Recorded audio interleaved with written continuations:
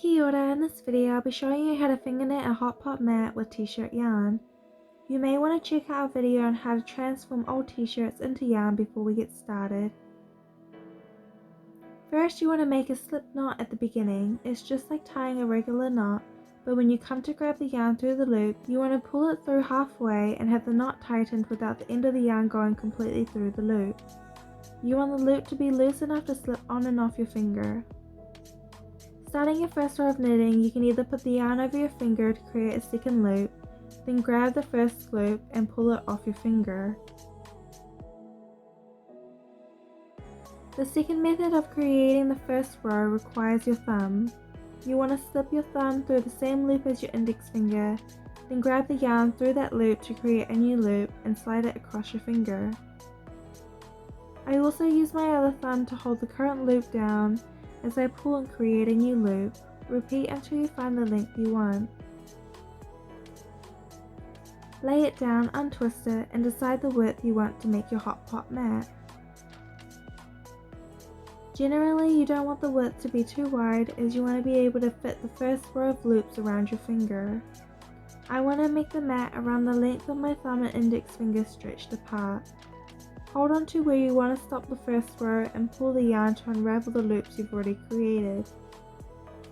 Then you want to find the loop and place your finger back through. Now for the second row, you want to keep the loops on the same finger we started with. You want to find the first gap in the row and put your finger and thumb in to grab and pull the yarn through. Then wiggle that new loop down your finger. Then put your finger through the next gap and pull yarn through to create another loop. Continue doing this until you reach the end, making sure your loops aren't too tight to work with.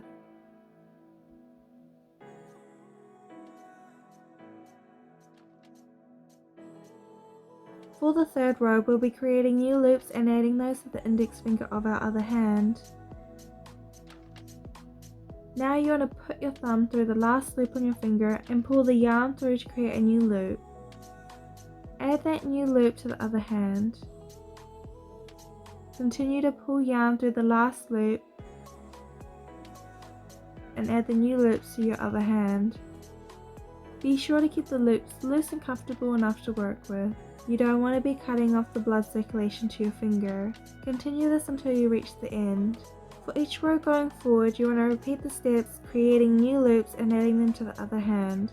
Do this until you've created a square hot pot mat.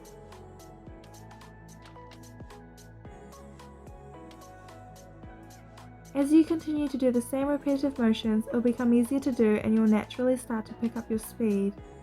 Your hands will eventually start to build muscle memory of how to finger knit without too much concentration.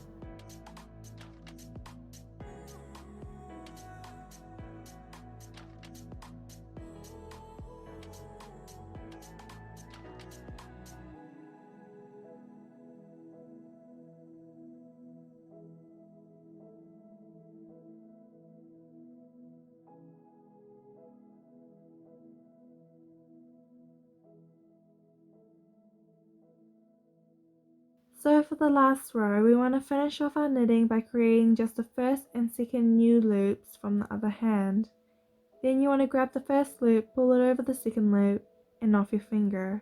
Then create another loop and pull the first loop over that new loop that you created. Keep doing this until you reach the end.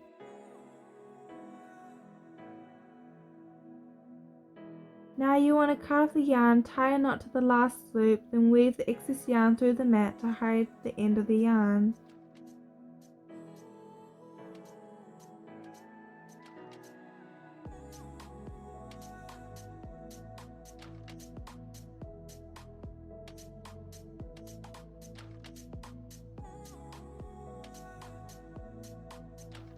And that is how you finger knit a hot pot mat.